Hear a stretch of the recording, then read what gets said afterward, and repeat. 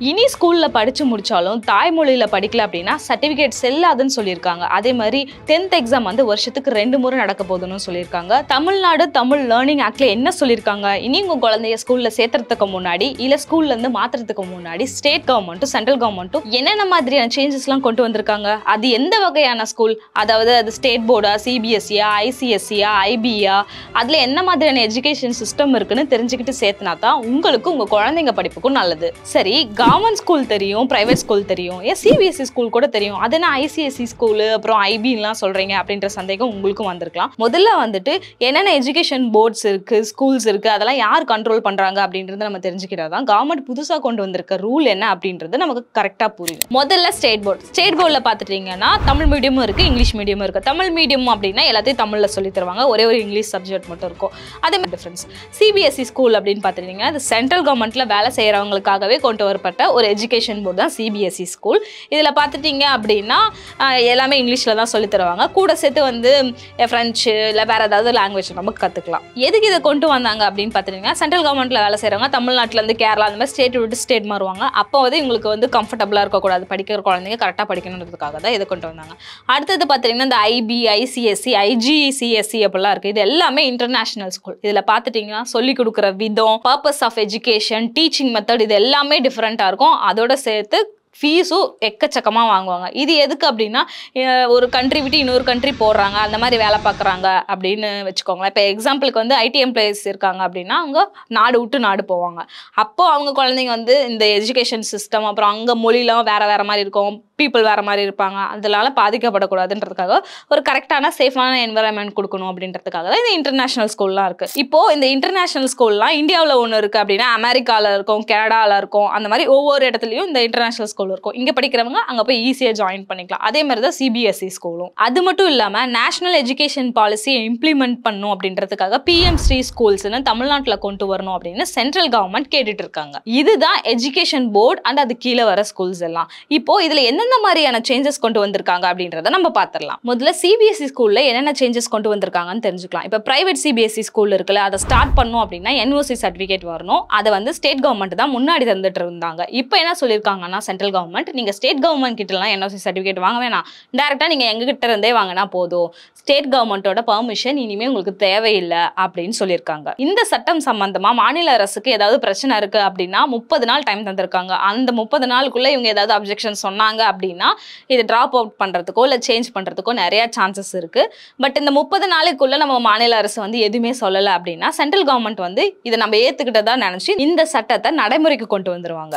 Second change என்னன்னா, நான் முன்னாடியே சொன்ன மாதிரி சிபிஎஸ்சி ஸ்கூல்ல வந்துட்டு 10th எக்ஸாம் வருஷத்துக்கு ஒரு முறை தான் நடந்துட்டு இருந்தது, இப்போ 2 முறை நடத்தணும் அப்படின்னு கொண்டு வந்திருக்காங்க. இது சம்பந்தமா ஸ்கூலோ இல்ல பேரண்ட்ஸோ இல்ல ஸ்டூடெண்டோ ஏதாவது ப்ராப்ளம் இருக்கு நீங்க நினைச்சீங்க அப்படின்னா மார்ச் 9க்குள்ள அந்த சிபிஎஸ்சி வெப்சைட் இருக்கு இல்லையா, ஒவ்வொரு ஸ்கூலுக்கும் ஒவ்வொரு வெப்சைட் இருக்கும், அந்த வெப்சைட்ல போயிட்டு உங்களுக்கு என்ன ப்ராப்ளம், இந்த சட்டம் ஏன் பிடிக்கல அப்படின்றத நீங்க சொல்லிக்கலாம். சிபிஎஸ்சில ஃபர்ஸ்ட் ஸ்டாண்டர்ட் வந்து குழந்தைங்களை சேர்த்தணும் அப்படின்னா 6 வயசு முடிஞ்சு 7வது வயசு நடந்துட்டு இருக்கணும்.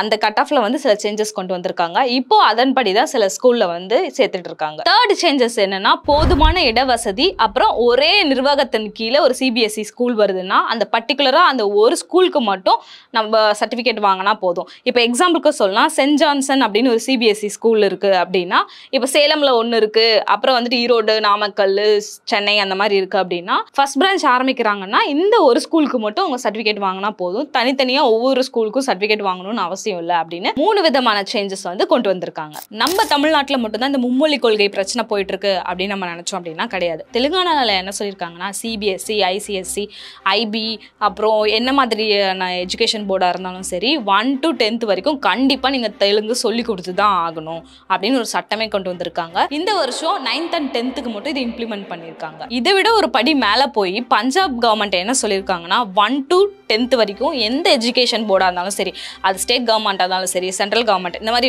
நான் முன்னாடியே சொன்னல சிபிஎஸ்சி, ஐசிஎஸ்சி, ஐபி இந்த மாதிரி நேஷனல் அண்ட் இன்டர்நேஷனல் ஸ்கூல் இருக்கு, அந்த மாதிரி எந்த எஜுகேஷன் போர்டுக்கு கீழே வந்தாலும் சரி நீங்கள் கண்டிப்பாக 1 to 10th வரைக்கும் பஞ்சாபி மொழியை கண்டிப்பாக சொல்லி தந்து தான் ஆகணும். இதில் நோ அப்ஜெக்ஷன்.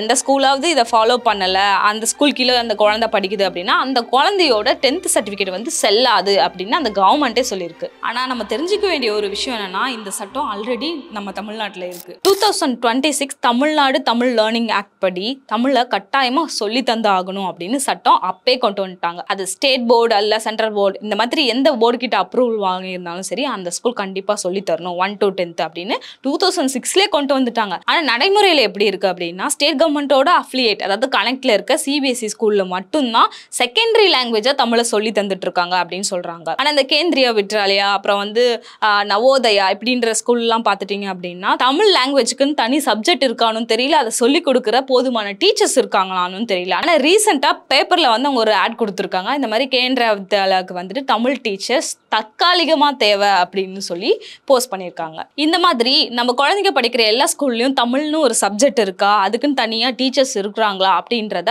பார்த்து நம்ம சேர்த்த வேண்டியது நம்மளோட கடமை. அதுக்கான ரைட்ஸும் இருக்குது. நான் முன்னாடி சொன்னல தமிழ்நாடு தமிழ் லேர்னிங் ஆக்ட்னே ஒரு ஆக்ட் இருக்குது. ஸோ நீங்கள் உங்கள் குழந்தைய கொண்டு போய் ஸ்கூலில் ஜாயின் பண்ணுறீங்க இல்லை மாற்றுறீங்க அப்படின்னா அங்கே தமிழ் சப்ஜெக்ட் இருக்கா, தமிழ் சொல்லிக் கொடுக்குற டீச்சர்ஸ் இருக்காங்களா அப்படின்றத மறக்காமல் கேட்டு சேர்த்துங்க. NEP 2020 தான் இந்த மும்மொழி கொள்கை வந்து அறிமுகமானது. ஆனால் தமிழ்நாடு கவர்மெண்ட்டோட இருமொழி கொள்கைக்கு இது ரொம்ப எதிராக இருந்தது.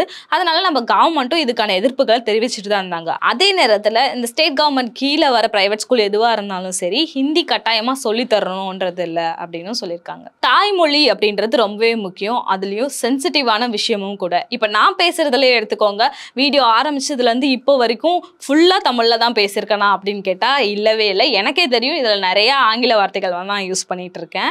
ஸோ இதுலேருந்தே நீங்கள் தெரிஞ்சுக்கலாம். என்னைய எக்ஸாம்பிளா வச்சுக்கோங்களேன், நம்ம தமிழ்ல வந்து எவ்வளவு கலப்படம் வந்திருக்கு, பிறமொழி வார்த்தைகளை வந்து நான் எவ்வளவு யூஸ் பண்றேன் அப்படின்றத நானும் புரிஞ்சுக்கிட்டேன். இதை நான் கண்டிப்பா மாத்திக்க முயற்சி பண்றேன். சமீபமா மும்மொழி கொள்கை அப்படின்ற விஷயம் வந்து காட்டுத்தீ மாதிரி பரவிட்டு இருக்கு, நம்ம எல்லாருக்குமே தெரியும். இதுல ஹைலைட் என்ன அப்படின்னு பார்த்துட்டீங்கன்னா, union minister of education Dharmendra அப்படின்னு இருக்காரு. அவர் என்ன சொல்லியிருக்காரு அப்படின்னா, நீங்க இந்த மும்மொழி கொள்கையை ஏத்துக்கல அப்படின்னா நாங்க ஃபண்டு ரிலீஸ் பண்றதுல ப்ராப்ளம் வரும், இதை ஒரு செக் மாதிரி வச்சிருக்காரு. அதுக்கப்புறம் ரிலீஸ் பண்ணுவோம் அப்படி இப்படின்னு அரசல் புரசலா போயிட்டு தான் இருக்கு. ஆனா இந்த பிரச்சனை இப்பதான் ஆரம்பிச்சதா அப்படின்னு கேட்டா கிடையவே கிடையாது. 1937 இப்போ வரைக்கும் இந்த ஹிந்தி எதிர்ப்பு போராட்டம் நடந்துட்டு தான் இருக்கு. இது வெறும் போராட்டத்தோட நின்றுச்சா அப்படின்னு கேட்டா இல்ல. அதுல வந்து துப்பாக்கி சூடு பண்ணிருக்காங்க, அரெஸ்ட் பண்ணிருக்காங்க, இந்த மாதிரி எக்ஸ்ட்ரீமுக்கும் அவங்க போயிருக்காங்க. 1937 இப்போ வரைக்கும் நம்ம ஏன் நம்ம மொழிக்காக போராடுறோம் அப்படின்னா, மராத்தி மொழிக்கு நடந்த மாதிரி நம்ம மொழிக்கு நடந்துடக்கூடாது அப்படின்றதுக்காக தான். சரி, மராத்தி மொழிக்கு என்ன ஆச்சு அப்படின்னு பாத்தீங்கன்னா, அங்கேயும் இந்தி திணிப்பு, இந்தி அதிகமா யூஸ் பண்ணி அங்க இருக்க மக்கள் எல்லாமே மராத்தியை மறந்துட்டாங்க.